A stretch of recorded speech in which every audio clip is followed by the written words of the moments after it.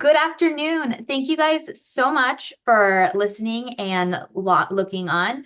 We are here with Mary from Viking, and we are doing a fun exploration of the lower Mississippi because she just got off the Viking cruise there, and I can't remember the name of it because they all have such unique names. And so I'll have Mary let me know which actual cruise ship it is. Yeah. And so she has got some amazing things that she wants to tell us about what she did and just some of the fun facts about that trip. So welcome, Mary.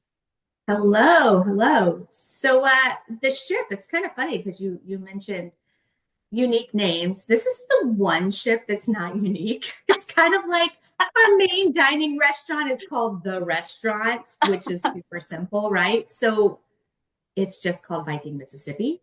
Oh, So yeah, it's the only ship that's just like, okay, could we I not come wasn't, up with like I, something that was super like unique? But it's just we made it really simple, just Viking Mississippi. But yeah, so I find like, oh, it's just like our main dining restaurant, which is the restaurant.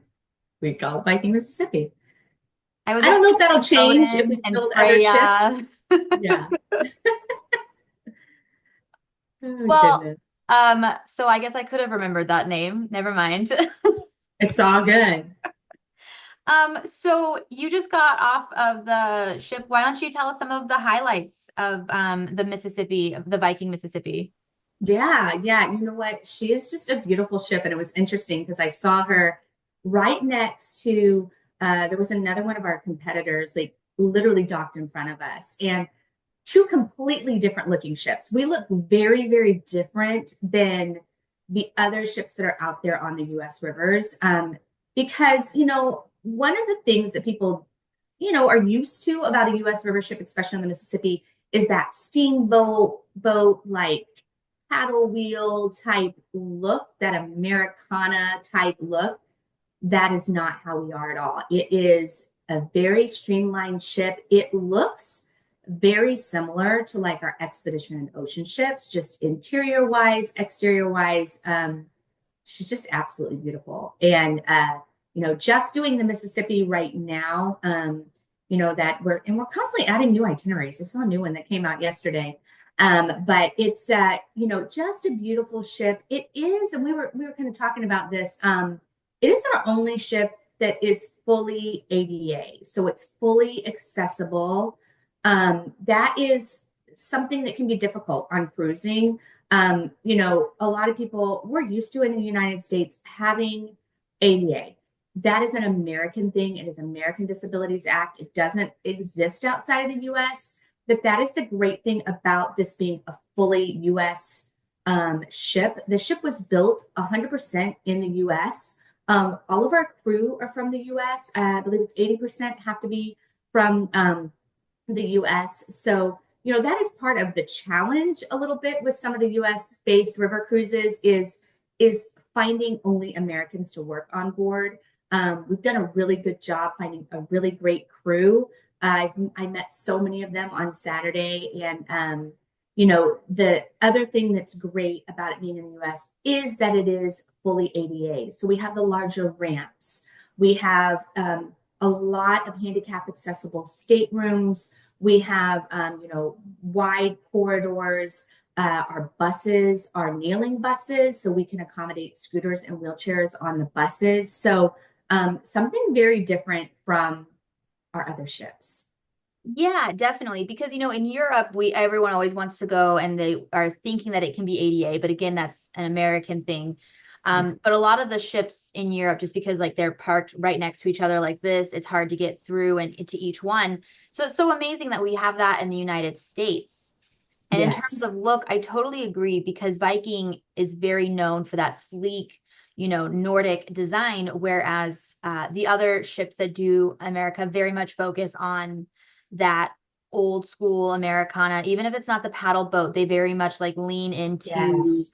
um, I'm gonna say just like the classic look versus those sleek lines. Mhm. And so that's something that you guys definitely have.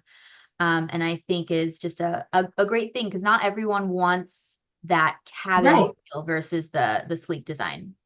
Yeah. Yeah. I heard so many people say when they were on board, I had some other people I was kind of doing the tour with, and they're like, it feels like a Viking ship. Like you step on board and you're like, you don't expect that because you're in Mississippi on the Mississippi, and they're like, it feels like coming back home, like you're on a Viking ship.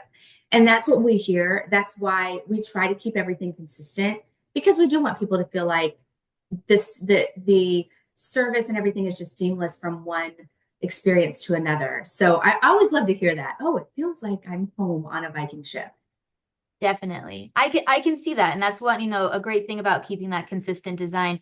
So I know today we were going to specifically talk about that Southern charm. So why don't you just kind of do a quick overview of like what that looks like and some key Yeah. destinations? Yeah, absolutely. So, New Orleans and the Southern Charm. So it's a round trip New Orleans. It's from November to January. So it's those cooler months because we want to stay a little bit more south. So really beautiful itinerary. You're going to go to Darrow, Louisiana, to St. Francisville, Natchez, Vicksburg, Baton Rouge, then back to New Orleans. Beautiful tours on this itinerary, and it's lots of different mansions and battlefields that you're going to go and see, and we have a lot of privileged access tours, which is something that we do that are things that you aren't going to find on other cruise lines as far as tours. Like we have one that's like a soul food and music tour. How fun. So visiting, there is oh gosh, there's one, I believe it's in Baton Rouge, Louisiana State University has this tour. They have like a rural farm museum, and that's something that's a privileged access tour that we do as well. Going to the World War II Museum. Those are all like things that are a little bit different you may not find on some of the other companies that are out there. And I just love that we have those opportunities that we can put those things together for our guests. That's awesome. And so since it's round trip New Orleans, does that mean you guys are spending a night in New Orleans as well? Yes. So on the way back, so you start out in New Orleans, we leave that first evening, and then when we end our last night or last day, I should say, we on I guess it's actually day 7, night 6, we are in New Orleans and we spend the night there, and then you get off the next morning.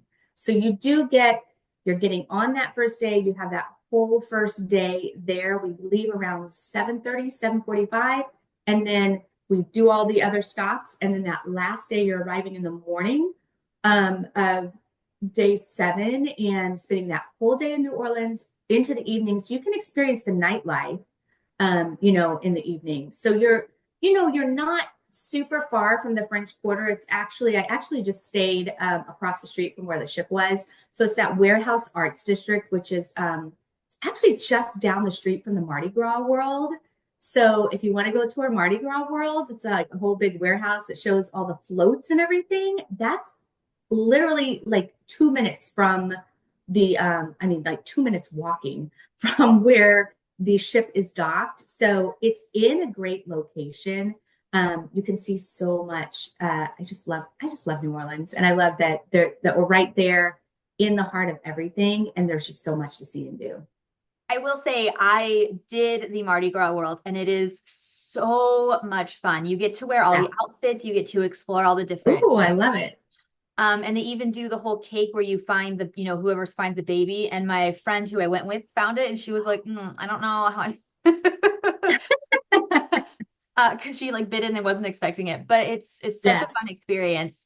And I think that's just perfect because starting and ending in New Orleans makes it easy for flying to Yes. get there. And then also it just makes it so that you can add a pre or post, which I know that you guys have as well, to do Mhm. a full French Quarters experience if you didn't throw those beads that one night, you know? Exactly, exactly. Yeah, go visit Cafe Du Monde, get your beignet. Yeah, it's a great Yeah. experience. Have our hurricanes, live our best lives. That's how we Exactly, do right? it. So so how do you think the history and the culture of the region just come to life on this cruise? Like, what are we doing with the Viking to integrate that Mississippi lifestyle?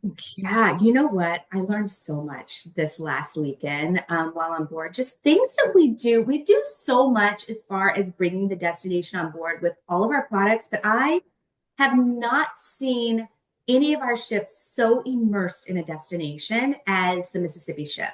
So one thing we do differently on Mississippi is entertainment. So typically on our ocean cruises, on our European river cruises, we'll bring on one time during the week, we'll bring on regional entertainment. So it's called step on entertainment. They bring on someone, from the region or the area. On the Mississippi, it happens every single day. So What? every single port, there is a new musical group that comes on board to bring music of the region. So we have, we have jazz, we have Cajun, we have Zydeco, like we have all the music of the region every single day. Someone's on board. And then another thing that's kind of neat that they do in the middle of the living room area, which is kind of our area people sit and hang out and relax, always such a popular place. On the Mississippi, very much so. And in the middle of the area, when there's not that music happening, there's a record player, and it's got all these different records from the region that we're in. And our guests love to go out in a port and find records in like old little consignment shops and old antique, like different little shops, and bring back records for us to play while we're, on our ship. So they leave this collection of records on our ships. It's incredible. We have a jazz trio that's part of our entertainment crew. So you're not having those big over the top shows like you would have on an ocean cruise, but it's still very immersed in music, which is such an important part of the Southern region. charm. Yes, so much a part of it. The food, very, very focused on the area. So you've got all that regional cuisine. We're bringing on the Cajun cuisine, and you're going to see that throughout our main dining restaurant. It's there, and then they also have it, within our River Cafe. So we call it the River Cafe rather than the World Cafe. So you've got all that different type of, regional fare there. There is, on our other ships, we have like our pool grill is what we call it, but the grill there it's like all outdoors, and it's just beautiful, absolutely beautiful. And one thing that's kind of cool that's different that we have that a lot of other river ships don't have is actually what's behind you and your wallpaper there is our pool. We have this little infinity pool, and it's interesting. There's this whole area at the back of the ship that is just all kind of open air. There's a spot where you can eat right next to the grill, where we have heaters and things because we can have chilly days. But that infinity pool, there's all kinds of lounge chairs and chairs all around by that. And then some weeks that infinity pool, people are sticking their feet in. We have nice cushions there to stick your feet in. Some weeks not so much, just depends on the crew, the people that are on board. But I just love the immersiveness and how involved the crew gets in all of it, because they are so excited. I met so many crew members. They just love the Mississippi, and they love the area that they're in, and they talk about like the ships that are going by on the Mississippi, and it's just a whole different experience than anything else that we do. That just made me want to go on it even more. I Right? I love the know. record player idea. I feel like that just really hits the mark of what you want to experience when you do this, the lower Mississippi, where you're really feeling the culture, which is so much revolves around music, which I was so excited that you have Yes, people every day. That is amazing. it is. Oh, a couple other things I didn't even think about. On our staircase, our main staircase, there is a whole chapter of Huckleberry Finn it starts on deck 5 and goes down to deck 1. It's an entire chapter from Huckleberry Finn that's there. We have river rocks right under that staircase that are from every single area we go along the Mississippi, all kinds of different river rocks that are there. Our library is very different on that ship as well. So normally our library on all of our ships have, books from around the world, all kinds of authors, but our library, very large, really beautiful library on board the ship. And it's all American authors and American tales. So it's just very immersed in the Mississippi. It's just a very, very different feel on the ship.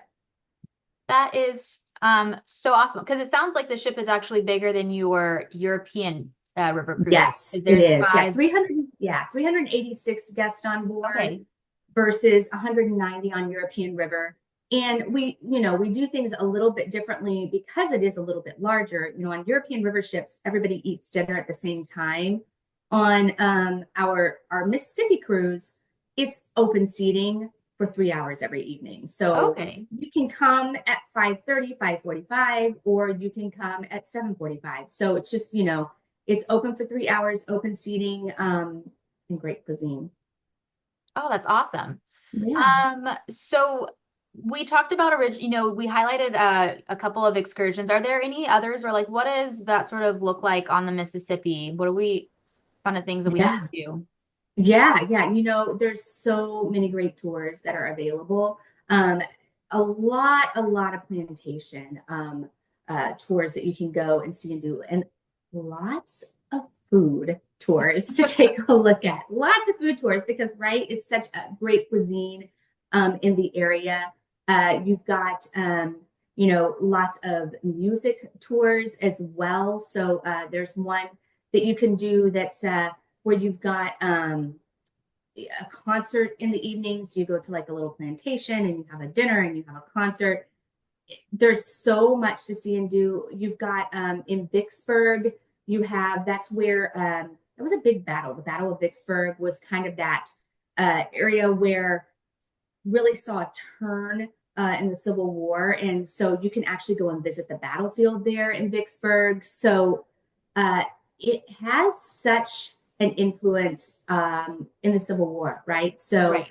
really that history of that, you're going to see that throughout all of the tours. And it's just incredible to see where our country has come from, right? To see where we started and where we've gotten to. So yeah, so many different experiences from battlefields to soul music to food and plantations. It's just such a great, so many great tours. Yeah, and it seems like because, I feel like we'll probably have a mix of people, those that are really into the history, the Civil War, like that just love that. Yep. Then those who might not like it. So it sounds like we have a good mix on the days where we could do history, or you can do Yeah. culture, music, food, which is my favorite. Like I Right. feel like I learn a region by by tasting the food that they have. So Yeah, it's interesting. I mean, even like in Baton Rouge, I feel like is one that really just has a whole mixture. No matter what your interest is, you're going to find something in Baton Rouge because you've got, your included tour is just going to give you like a really great overview of Baton Rouge. But if you are more immersed in history, you can visit the USS Kidd, which was a World War II destroyer, or you can go on an airboat on a swamp in Baton Rouge, or you can go and go to our Taste of Cajun Country and try Cajun food, or you can go to the Cajun Museum and see the Rural Life Museum and see Cajun heritage. So there is that particular stop has such a huge variety to choose from. And I mean, like, I want to go on the New Orleans and Southern Charms tour on that itinerary myself because really just for Baton Rouge because yeah. I don't know what I would pick because there's so many different options at that particular port um, that yeah you can really choose which way do I want to go. Do I want to look more at history? Do I want to be more into the Cajun part of it and the cuisine? Do I want to look more at music? Do I want to go on an airboat on a swamp? So lots and lots of options. Well, I think that's something that I learned doing the European river cruises is you can do the same river so many times and do something different each time you go. Um, Exactly. because you can, explore all those different areas. Like, for example, we're talking about the specific cruise that just round trip, New Orleans, but there's one that starts in New Orleans and goes to Memphis and, so Right. many different areas. And so there's so many ways that you can see, the Mississippi. And just because it's such a long river, there's so much, It is. culture and so many different ways of seeing and, how the United States looks at, from all Right. different areas. Um, Yeah, and one thing I should mention about our Mississippi cruising, because we've been talking specifically about New Orleans and Southern Charms, but just so you're aware, the Mississippi is called the Mighty Mississippi for a reason. Has a very, very strong current. It's actually something some of the people I had on my tour over the weekend, they're from that area, and they were noticing a ship as it was headed upriver, and they're like, wow, that has a really big tugboat pushing that, because that's a huge barge. That thing is going fast to get upriver. And that's something you don't think about on the Mississippi. I lived on the Mississippi for 12 years, so I'm very aware of the current and how that works. But that's something that we didn't really take into account when we first started on the Mississippi. And we built all of these itineraries the same amount of time, whether you were going upstream or downstream. But we didn't account for how strong the current was. And so you'll notice that our itineraries now versus where they were 2 years ago when we first started, they have changed. So when you're going downstream, everything, it's a shorter cruise. When you're going upstream, you may not go as far, or it's going to take you longer. So it's going to take you longer to get from New Orleans to Memphis than if you were to go from Memphis to New Orleans, because as you're headed downstream, you're moving quickly and you have the right away. As you're going upstream, you have to pause and wait for the traffic going downstream. So we had to build in that pause time by building in more stops. So when, say, for instance, you're doing the full river from St. Paul to New Orleans is a 2-week-long cruise. But when you're going from New Orleans upstream to St. Paul, it takes 3 weeks, because we built in more ports and more stops, because we were pausing and waiting, and our guests weren't getting a full day experience in port. So we built in those pauses. That's why it's longer. So when you look at our itineraries, that's why you're like scratching your head, wow, why is it taking me 15 days to get to St. Louis, but I can get from St. Paul to New Orleans in the same amount of time? It's because you're going upstream. So that's why, and I get asked that question a lot. So that's where where the things are a little bit different. That's really interesting, though. I was thinking that if you were going upstream, that you would just pick that for a client who likes to be on ship more and enjoy the river, but it seems like you're actually stopping more to make up for that sort of time. Exactly. Okay. Yeah, that's the thing. You're going to see a lot more ports as you head upstream. Oh, that's interesting to Yeah. know. That's good to know. So, we've talked about some of the stuff, because we have those ADA rooms on board, which is amazing, fully Yes. accessible. I know people who are nervous about river cruising, so I'm excited to share that with them in general. Is there any sort of other things that you wanted to mention about the Mississippi and kind of what this trip looks like for a Viking passenger? Yeah, absolutely. One thing we were kind of talking about the handicap accessibility, and we were, is one thing I really wasn't aware of, and I think it's just a lack of really paying attention to a deck plan.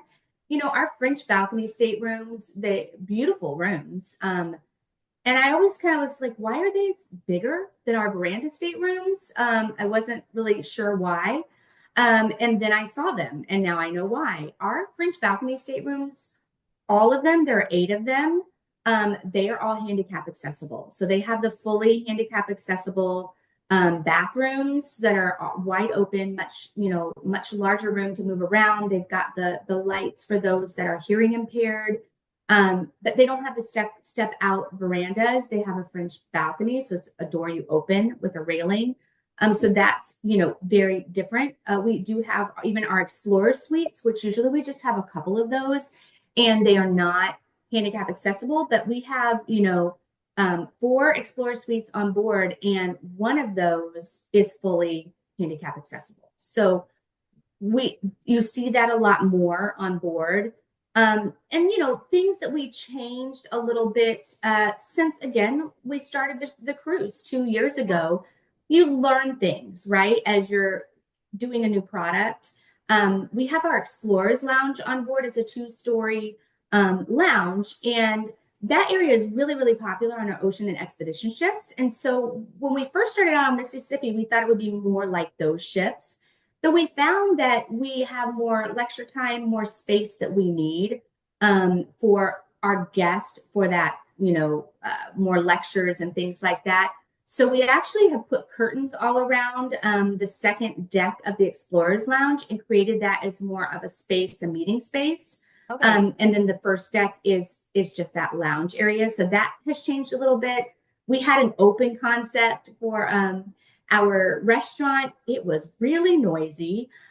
So that got all kind of closed in. So it's really very quiet now. That's the one thing I heard so much from speaking to guests that were getting on board the ship on Saturday is how quiet and relaxed the ship was. Even though we have 386 guests on board, it's just very quiet, very relaxed atmosphere.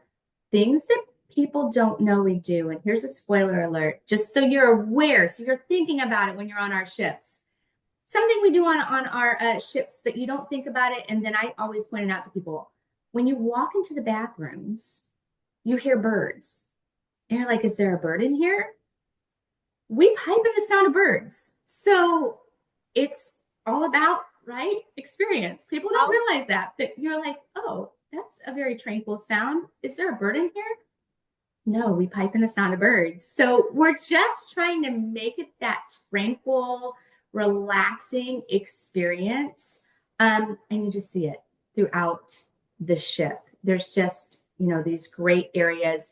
And the Mississippi ship, it's just so different than our others. Beautiful bow area. So on all of our other ships, we have like this aquavit terrace area. We really don't have that on Mississippi, but we have this beautiful area at the front of the ship called the bow that's just got lots and lots of nice comfy chairs to sit and watch the river go by as you're traveling. So just so many great experiences on board. That's amazing. When I think of the room, I think of the heated floors in the bathroom. That always Yes. makes yes. me happy. I have that like turned up to max whenever I get on the ships. Uh-huh. My feet feel so warm and fun. Absolutely. Absolutely. Well, oh my goodness, I am so excited to go on a Mississippi cruise with Viking now.